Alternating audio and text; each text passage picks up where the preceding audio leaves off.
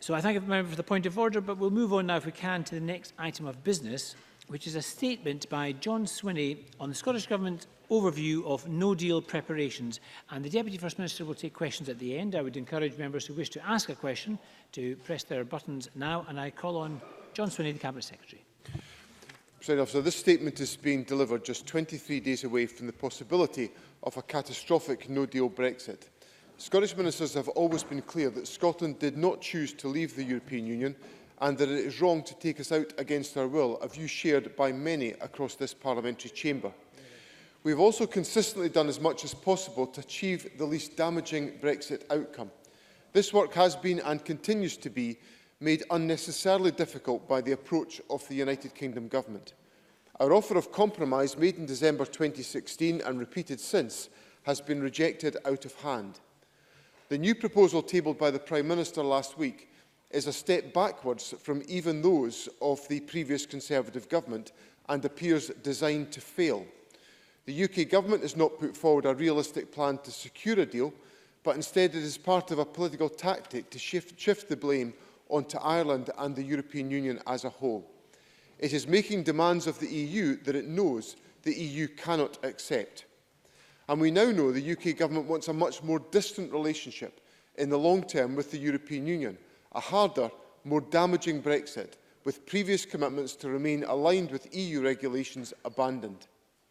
We find ourselves in the position where, while the House of Commons has legislated to prevent a no-deal Brexit, and the UK Government has said to a court that it will send a letter to the European Union requesting that extension, it has also indicated that it will also go out of its way to thwart that process. In short, if the UK Government does not correct its current disastrous course, the UK is at significant risk of crashing out of the EU at the end of this month, and Scotland will be dragged unwillingly with it. As a responsible government here in Scotland, we must do what we can to prepare for the impact of exiting the EU without a deal or a transition period.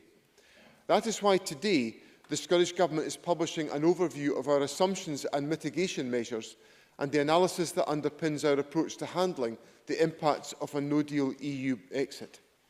Any EU exit will have negative impacts on the economy and living standards. However, the impacts of a no-deal EU exit without a transition period will be particularly severe and should not be underestimated. The document that we've published today is the product of an extensive programme of work across government and with our partners. The First Minister chairs weekly meetings of the Ministerial Group on EU exit readiness, which oversees cross-government activity to prepare and improve readiness for leaving the EU. The Scottish Government is working extremely closely with our resilience partners at national level and locally across Scotland. That work includes Police Scotland and partners through the Multi-Agency Coordination Centre activity.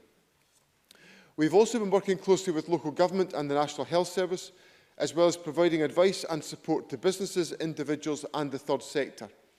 Over 200 legislative instruments are needed to make sure that the statute book is ready if we leave without a deal, and the vast majority of those are now in place. A no-deal EU exit at this time of year presents additional challenges. There is an increased risk that as a country, we also need to address concurrent resilience events such as severe weather, which are more common at this time of year than in March at the other occasion of a potential no-deal Brexit. It is important, though, to be clear, there is no amount of preparation that could ever make us ready in any real sense for the needless and significant impact of a no-deal outcome. The Scottish Government report No-Deal Brexit Economic Implications for Scotland set out in February this year that a no-deal exit has the potential to generate a significant economic shock which could tip the Scottish economy into recession. If all other factors remain constant, an increase of 5% in prices could push an additional 130,000 people into poverty in a no-deal EU exit. Even in a scenario under which a free trade agreement with the EU can be secured, our economy will be worse off than it would have been under single market membership. By 2030, our modelling indicates that under a free trade agreement, Scotland's GDP would be around £9 billion lower than if we had stayed in the EU, equivalent to £1,600 per person in Scotland. We are putting in place a range of measures which will help to mitigate the worst effects of a no-deal exit.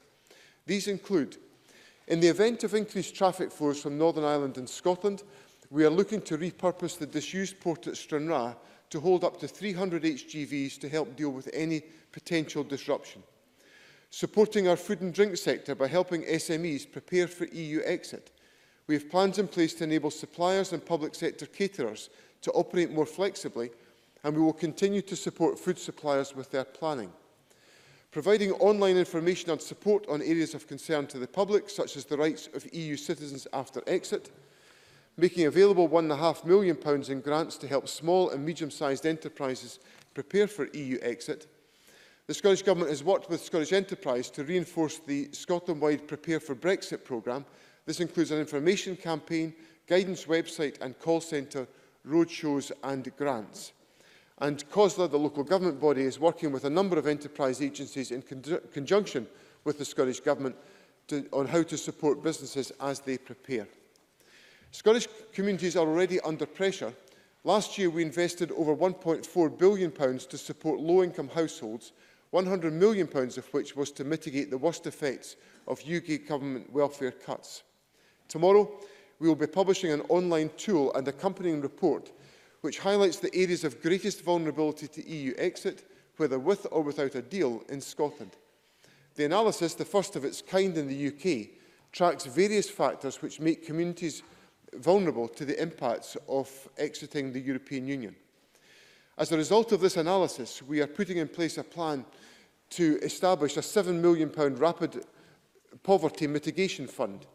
In the event of a no deal, this fund will be allocated to local authorities so that those people most in need can get support quickly and efficiently. That may be through the Scottish Welfare Fund, discretionary housing payments, or for particular help with food insecurity or fuel poverty. We're also giving the farming community and the crofting community the certainty they need to plan and to invest in their businesses.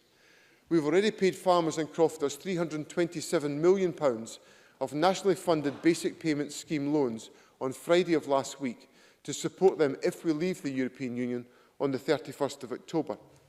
Marine Scotland will continue to enforce fisheries legislation to ensure stock sustainability, protect the marine environment and comply with our international obligations. Marine Scotland are working with partner agencies and counterparts across the UK to prepare for the range of possible challenges following a no-deal Brexit, and will specifically work with SEPA to protect environment standards through continued application of current regulatory regimes. We are also preparing for the possibility of disorder at sea that goes beyond fisheries offences and which might seriously threaten the safety of marine users. The UK Government is responsible for safety at sea, the enforcement of the UK's borders and defence against any hostile or illegal activity at sea. Marine Scotland will be a responsible partner and work closely with Police Scotland and the UK Government agencies to provide monitoring and support as appropriate. We expect the UK Government to confirm their capacity to respond to any serious incident and how they will work with Scottish partners to deliver on that. A significant proportion of medicines, medical devices and clinical consumables are imported from the European Union, and the risks surrounding this were recently highlighted by the National Audit Office. We have set up a Scottish Medicines Shortage Response Group, which will review evidence and intelligence and recommend action on these issues should they emerge. In our universities and colleges, we have guaranteed the continuation of existing funding arrangements for eligible EU students entering into further or higher education in Scotland up until the 2021 academic year. We continue to discuss with universities, colleges, students and the Scottish Funding Council the impact of Brexit, and the Scottish Funding Council published advice for universities and colleges on the actions that they should take last week. Our partners in Police Scotland are preparing for the potential impacts of a no deal. A flexible resource of 300 public order trained officers has been operational since the beginning of August, ready to deal with any Brexit-related civil contingency issues that may arise. That flexible public order resource is supported by around 60 officers based at the Brexit Coordination Centre in Bilston Glen. We have pledged £17 million to ensure that our police force have the capacity to respond to EU exit-related issues, particularly around ports and borders. Local government is another vital partner in preparing for EU exit. Following discussion with COSLA on local authority requirements, an additional £1.6 million was given by the Scottish Government to councils for EU exit preparation. This is the same proportion of additional resource for no-deal preparations as made available to councils by the Conservative Government in England. And as I have stated already, a further £7 million to support vulnerable people will be immediately available if a no-deal Brexit takes place on October the 31st. The document we have published contains a significant number of further actions. I will not set them out all in this statement, but I would urge all members to familiarise themselves with the relevant detail. I must stress, though, that much of the responsibility for tackling the issues that we identify in our overview today rests with the UK Government. That is not a political statement, it is a fact. The document includes information on the actions we understand the UK Government intends to take. We are, for example, relying on the UK Government to resolve any issues connected to goods crossing the Channel, where the flow of goods is expected to reduce to 40 to 60% of present flow. We will continue to push the UK Government for further action, clarity and information in the event that we are to leave the EU without a deal in place. However, the level of engagement from the UK Government in that respect has been inadequate, and our planning made unnecessarily difficult by the UK Government's failures to engage and share appropriate information. For example, we have not seen any update of the Yellowhammer planning assumptions since we received on the 7th of August those dated the 2nd of August. Today, the UK Government is publishing a new report on no-deal readiness. It presents a complacent and entirely irresponsible attitude towards no deal. The paper conveys the additional requirements on businesses, long lists of tasks businesses would have to undertake to continue to trade. No wonder HMRC yesterday assessed the cost to business of additional red tape from no deal as £7.5 billion. And no wonder the Institute for Fiscal Studies today said that no deal would push national debt to levels last seen in the 1960s.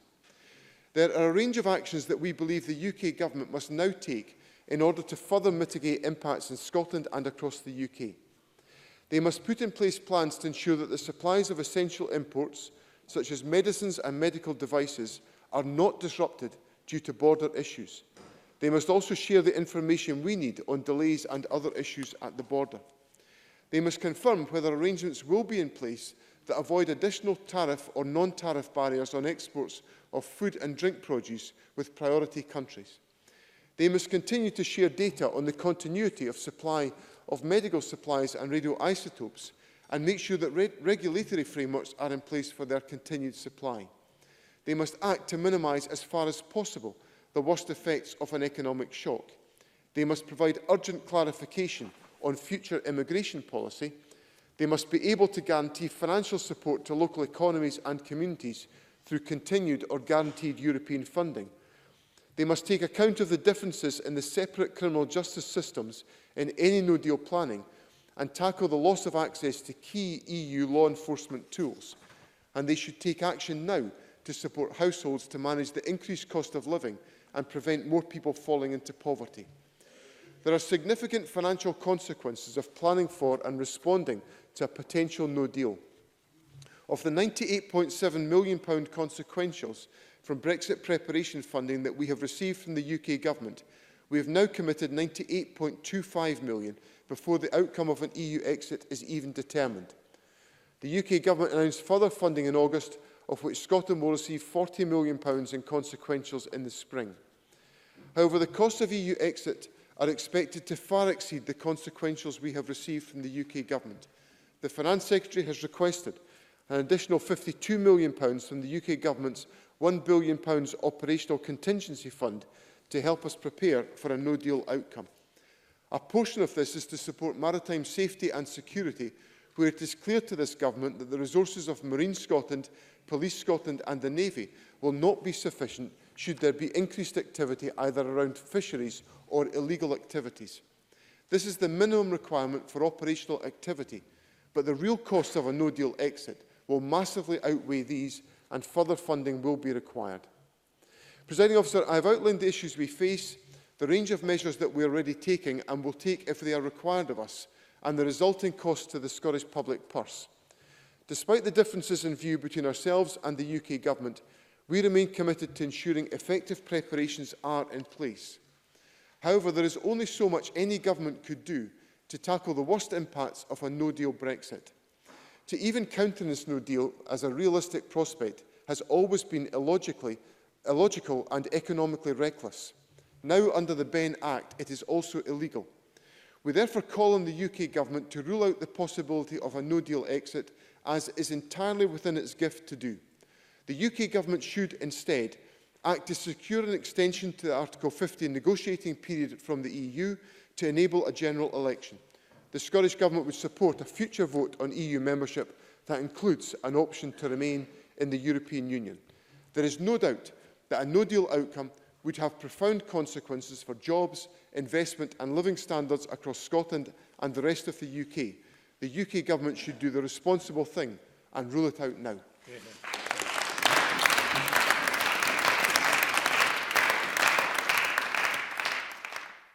Thank you very much. The Cabinet Secretary will now take questions. Donald Cameron, to be followed by Alex Rowley. Donald Cameron. Thank you, Presiding Officer. I'd like to thank the Deputy First Minister for advance sight of his statement. From the outset, it is important to state that while preparing for a no-deal outcome is of course right and proper, we on these benches remain committed to leaving the EU with a deal as the best way to avoid a no-deal exit. We continue to believe that securing a deal is best for protecting our economy, and that is where our efforts should be concentrated.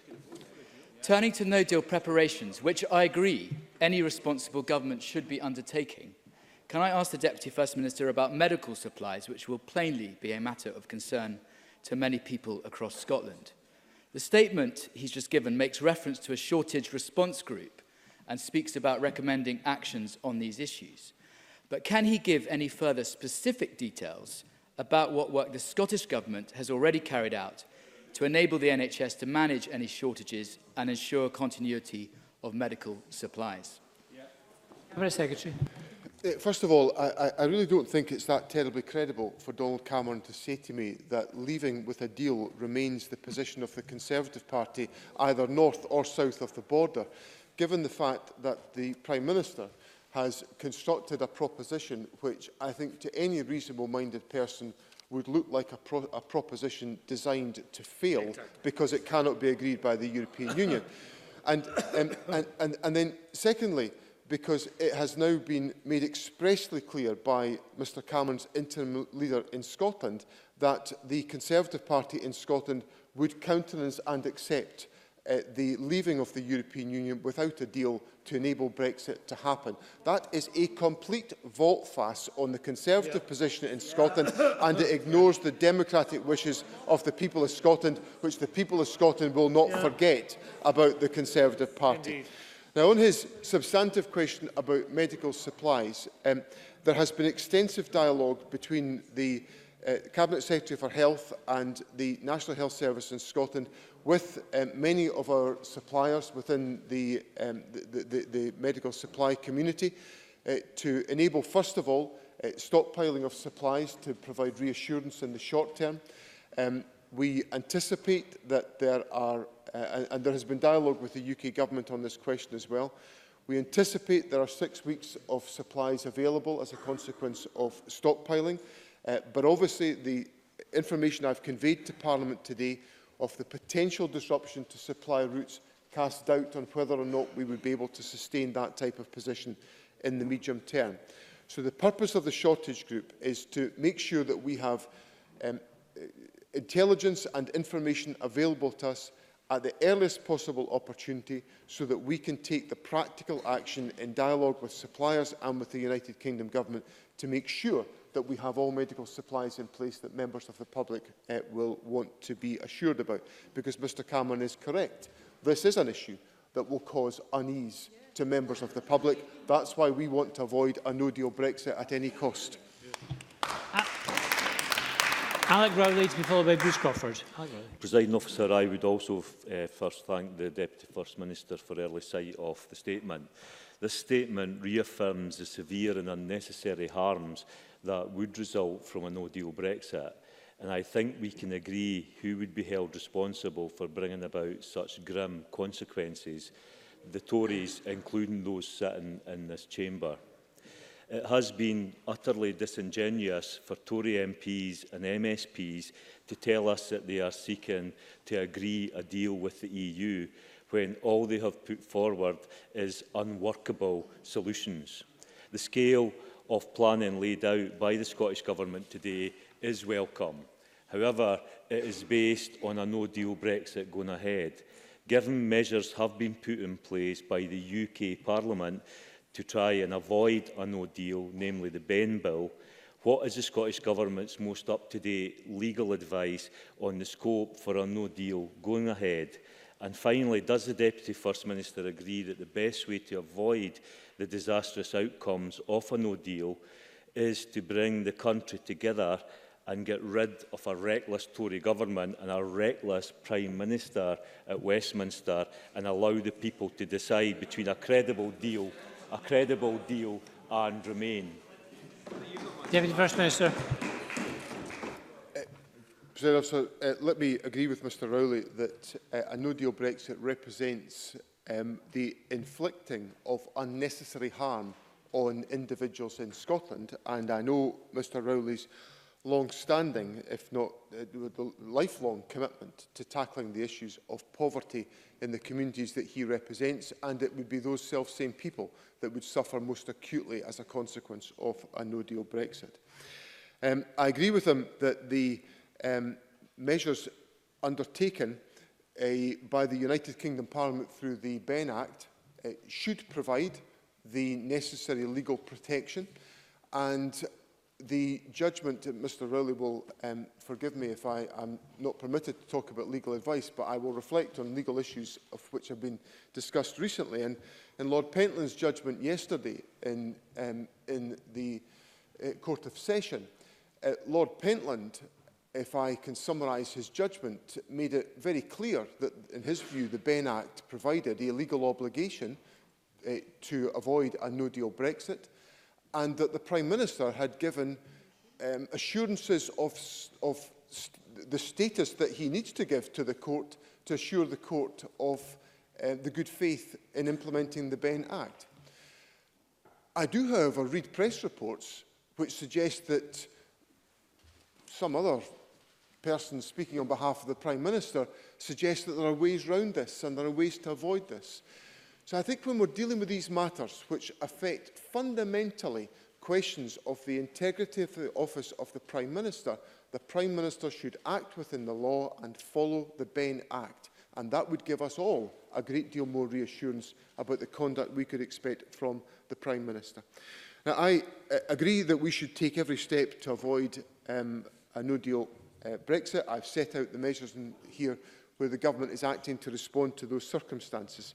And I do believe that this is a reckless and damaging Conservative government. Mr Rowley and I may agree on the necessity of the public being able to exercise a choice on these matters. When it comes to exercising that choice, I want the people of Scotland to exercise a choice to protect themselves from reckless Tory governments in the future by deciding on their government for themselves, by being an independent country. Bruce Crawford, to be followed by Patrick Harvey. Thank you, President Officer. Does the Deputy First Minister agree with me that the hospitality and tourism industry is a vital component of both the Stirling area and Scotland's economy? Like me, does the Deputy First Minister have local tourism-related businesses telling him that access to labour from the EU is essential to ensure sustainability of the industry? And can the Deputy First Minister tell me how he thinks a no-deal, chaotic Brexit might affect these businesses who, like the Real Food Cafe in Tyndrum, can have around 70% of their workforce made up of EU citizens? Cabinet Secretary.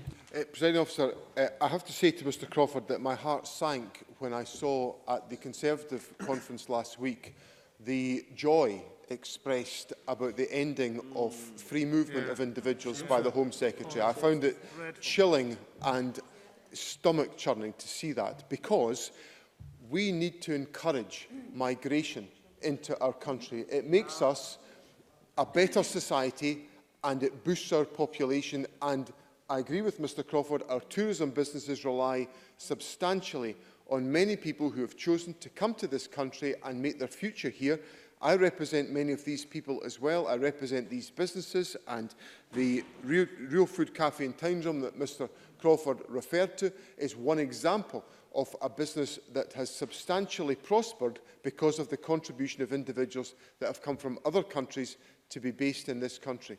So I think the signals just now, the uncertainty, the chaos, is giving a signal to some of these individuals that we need to counter, because we need them to feel welcome, to stay here, to make an economic contribution, and ideally to get to a position where we do not have to suffer the loss of free movement of individuals, because it's an economic and social and moral enhancement of our country.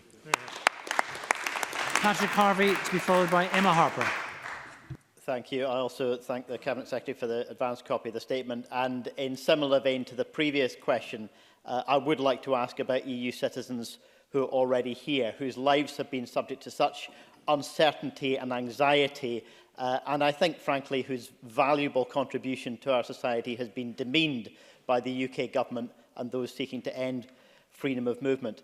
If no deal at the end of October can be prevented, as of course it should be, their lives will still be facing the prospect of future vulnerability, not least if a subsequent UK election leads to a Conservative Party manifesto whose central mission is to throw those people's lives under a bus in a more brutal no-deal Brexit to come.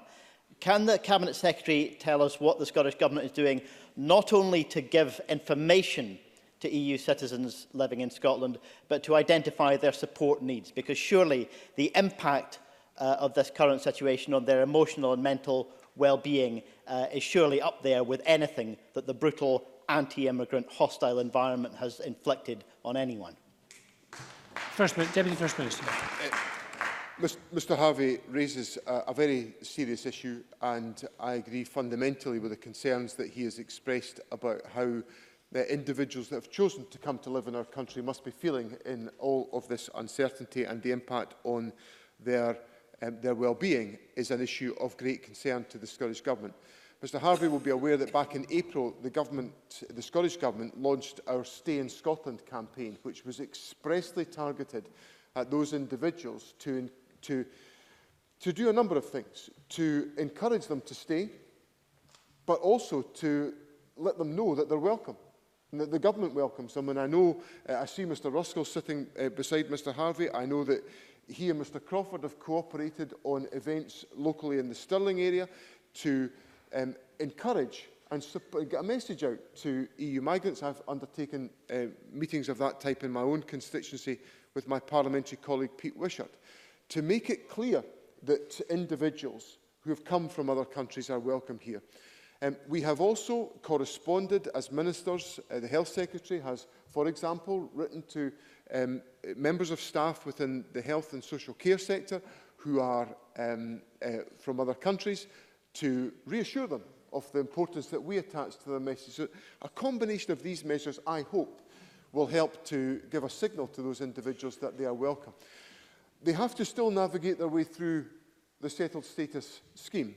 And one thing which does concern me is the relatively low level of take-up of that scheme since its inception in Scotland. And clearly, the current uncertainty will be having an effect on all of that, but we will have to, and I commit today to making sure that the government puts all energy and industry into making sure that we encourage individuals to take part in that scheme. And fundamentally, the answer to this question, of course, is to have an immigration system that's actually appropriate to Scotland.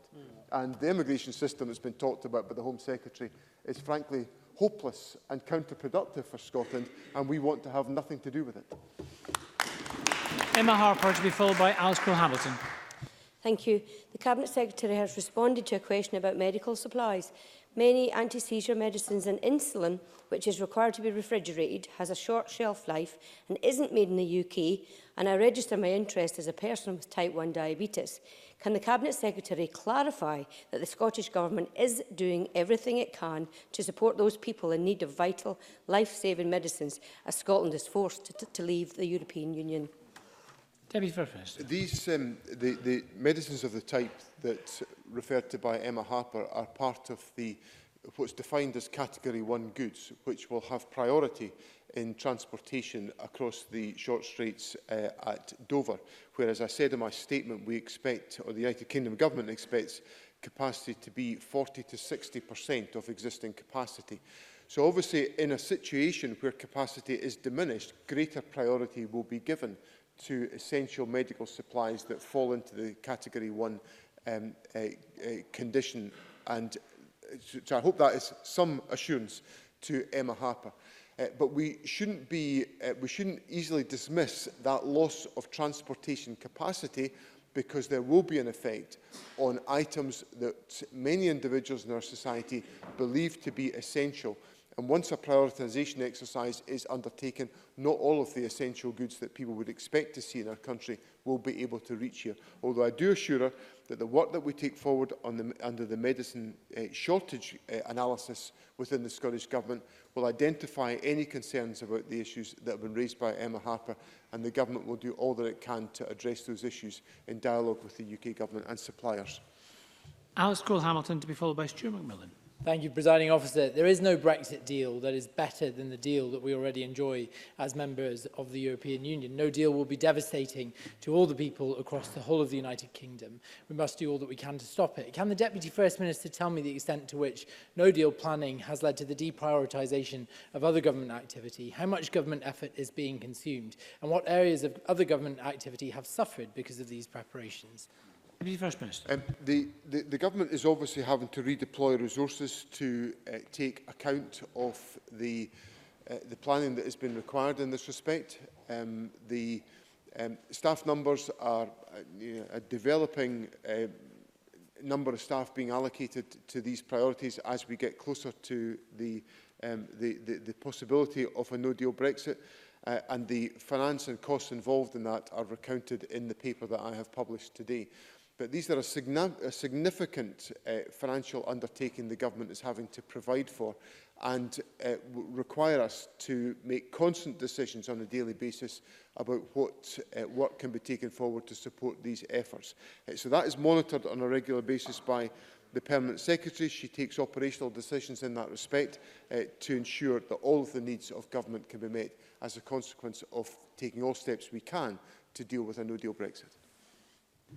Thank you. The front benches of all the parties have had a chance to ask an extended question, so I'd ask all the remaining 9 members who wish to ask to keep their questions concise. The answers similarly so. Stuart McMillan, to be followed by Graham Simpson. Thank you, Presiding Officer. Presiding Officer, just hours ago, the UK Government published a further no-deal planning document with some further yellowhammer information. And could the Deputy First Minister set out what awareness, if any, the Scottish Government had of this, and when was it informed that such documents were actually being published? Deputy First Minister. Late last night, Scottish Government officials were given a copy of the report that the United Kingdom Government is publishing this afternoon, as I understand it. We have taken part in a number of no-deal Brexit planning meetings with the United Kingdom Government. It's been a minority of those meetings that we've taken part in as ministers. I will be taking part in 2 of those meetings in the course of this week, and other ministers, Mr Russell, took part in one of those meetings last week. So we were given, our officials were given a copy of the UK Government's paper late last night, and ministers' comments today have had the benefit of a brief amount of time to consider that paper. Graham Simpson, to be followed by Annabel Ewing. Thank you, Presiding Officer. 12 days ago, I asked the First Minister about funding for councils to deal with Brexit. And I said that there were Brexit consequentials of £93 million at that time. May have gone up. Councils have so far received £50,000 each to employ Brexit coordinators, and would be expecting around £7 million extra. The councils in England have just been given all the money they need. Councils in Scotland are having to make business cases. So can I ask the Deputy First Minister whether that approach has changed, and if not, why not? Deputy First Minister. It's just laughable for Graham Simpson to come here and say that local authorities in England have been given all the money they need by a Tory government. If he just goes and has a look at what's happened to local authority services in England, he will understand the decimation that's been inflicted on local government in England by the UK government. Now, we've given an allocation to local authorities. I've announced today that in the event of a no-deal Brexit, there will be particular programmes put in place to support local authority expenditure on mitigating poverty. I've just come from a meeting with the leadership of COSLA just before I came down to Parliament today, and we discussed Brexit preparations. I think it's a fair summary to say that the local authority leadership expressed their satisfaction with the partnership work that is going on to take forward this work. We, of course, remain in dialogue with local government about any funding requirements that need to be taken forward.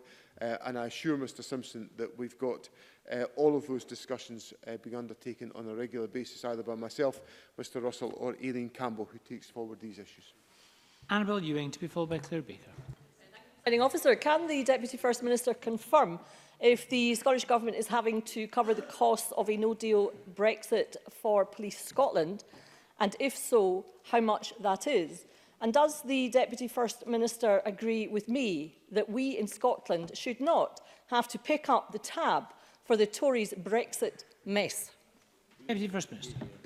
President Officer, we've allocated £17 million to Police Scotland to cover the additional arrangements that I set out in my statement, which are to deal with the potential impact on civil contingency matters within Police Scotland. The Chief Constable took operational decisions to establish the EU Brexit capacity back in March. That was stood down, it has been stood back up again and is obviously part of that planning. But the Scottish Government is meeting that cost, but obviously it's an issue we have to wrestle with within the resources that are available to the Scottish Government as a whole. Claire Baker, to be followed by Joan McAlpine. Presiding Officer, firstly, we should not be facing a new deal. It would be unlawful to leave without a deal on the 31st of October. And secondly, this is Challenge Poverty Week. The work the Scottish Government is doing on no-deal preparedness should not be necessary, but the £7 million Rapid Poverty Mitigation Fund will be spread thin across Scotland. Will this fund be demand-led, and will it be allocated between local authorities, and is it going to be capped at £7 million? Deputy First Minister. The first thing I would say to Claire Baker is that I think it is nonsensical when we all know the scale of poverty that exists in our society to wander into a decision of a no-deal Brexit, which all of the analysis tells us will exacerbate poverty as a consequence. If there is ever an example of recklessness and the harshness of the lack of concern of a Conservative government, this is it. Yeah. To actually pile problems on those who are already facing poverty. So I agree with her entirely on that point. In relation to mitigation measures, I've been quite candid with Parliament today, as have my colleagues over a long period of time, that it will be impossible for us to mitigate all of these effects, but we will do all that we can. We've set out the provision of £7 million in the mitigation fund, which will be available should there be a no-deal Brexit. Obviously, in terms of deciding on the allocation and the utilisation of those resources, that will be informed by the analysis that I cited in my statement, which is identifying the areas of the country that are most likely to be severely impacted by a no-deal Brexit, and that will drive the decision-making around the allocations. And of course, we will keep under review all of the sums of money that are relevant and available, and the Finance Secretary is acutely aware of the issues that Claire Baker raises and will want to do whatever he can within the resources available to him to respond to the scale of the challenge that we might face. Joan McAlpine, to be followed by Alexander Stewart. Thank you. As a member covering a rural region of Scotland, I'd be interested to know how this government is preparing rural communities and its economy for Brexit, specifically farmers and crofters ahead of the 31st of October. Cabinet Secretary. President Officer, the Government took a decision some weeks ago that if we were to be facing the possibility of a no-deal Brexit, we wanted to make sure that we equipped the farming and crofting community with as much protection and support as we possibly could in advance of that happening. So we were very pleased that on last Friday, the first of the payments have been made to the farming and crofting community, with more than £327 million arriving in the bank accounts of 13,450 farmers and crofters, with further payments to be made in the coming weeks. Now, these advanced loans are the single biggest mitigation action the Scottish Government can provide to support farmers and crofters. I'm very pleased that the Rural Economy Secretary has been able to accelerate those payments in dialogue with the Finance Secretary. They are the first payments to be made within the United Kingdom, and they are in the bank accounts of farmers and crofters to give them the opportunity to plan for what will be a very destabilising situation as a consequence of a no-deal Brexit. Alexander Stewart, to be followed by Alistair Allen. Thank you, Presiding Officer. The statement indicates that COSLA is working with a number of enterprise agencies in conjunction with the Scottish Government to support and prepare businesses. Can I ask the Deputy First Minister if he would clarify the measures which are being put in place? Deputy First Minister. The measures that are put in place are a combination of the provision of information to assist individual businesses to enable them to understand and accommodate some of the changed environment that they will have to deal with. The document that's been published today by the United Kingdom Government goes into extensive detail of what I think is an enormous set of burdens to add to the business community. I'm horrified by the contents of the document and the burdens that have been passed on to businesses, many of them SMEs. So much of that advice will have to be enhanced given the scale of the burdens that are being added to business by the possibility of a no-deal Brexit. Some of this support relates to direct financial interventions. I know this doesn't always sit comfortably on the Conservative benches, but this is an interventionist government. We believe in acting where we can to support sustainable businesses, but there will be businesses through no fault of their own will be destabilised by a no-deal Brexit, and this government will want to support them as much as we possibly can do, and we will be engaged in dialogue with our local authority partners about how best to do that in different localities around the country. And Alistair Allen. The shellfish sector accounts for approximately 90% of the total value of landings in the Western Isles. Presently, shellfish exporters face challenging enough circumstances as it is in delivering via ferry and road to their primary export markets in France and Spain, all while ensuring that the shellfish stay alive on the way. Does the Cabinet Secretary have any information regarding contingency plans that may have been put in place by the UK Government for this sector, and what representations it has made to the UK Government on this point? Cabinet Secretary. One of our very specific priorities has been to try to secure for the shellfish sector, and indeed for the fisheries sector in general, is much greater clarity and assurance about the ability to get product to market as timorously as possible. And for some time we have been raising this issue with the United Kingdom Government. We have not got to a specific point of agreement, but I am more hopeful that we can get to a position where the UK Government at last understands the importance and significance of ensuring that priority can be given to ensuring that shellfish produce can be supported to get to the market as quickly as possible.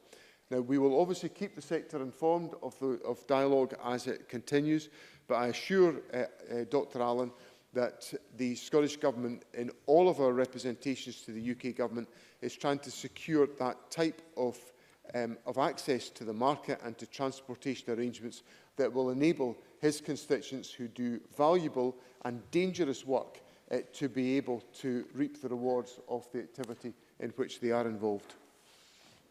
Thank you, and my apologies to James Kelly and Stuart Stevenson, but I'm afraid we're just a little bit pushed for time this afternoon, and that concludes our statement on no-deal preparations. We'll move on shortly to the next item of business.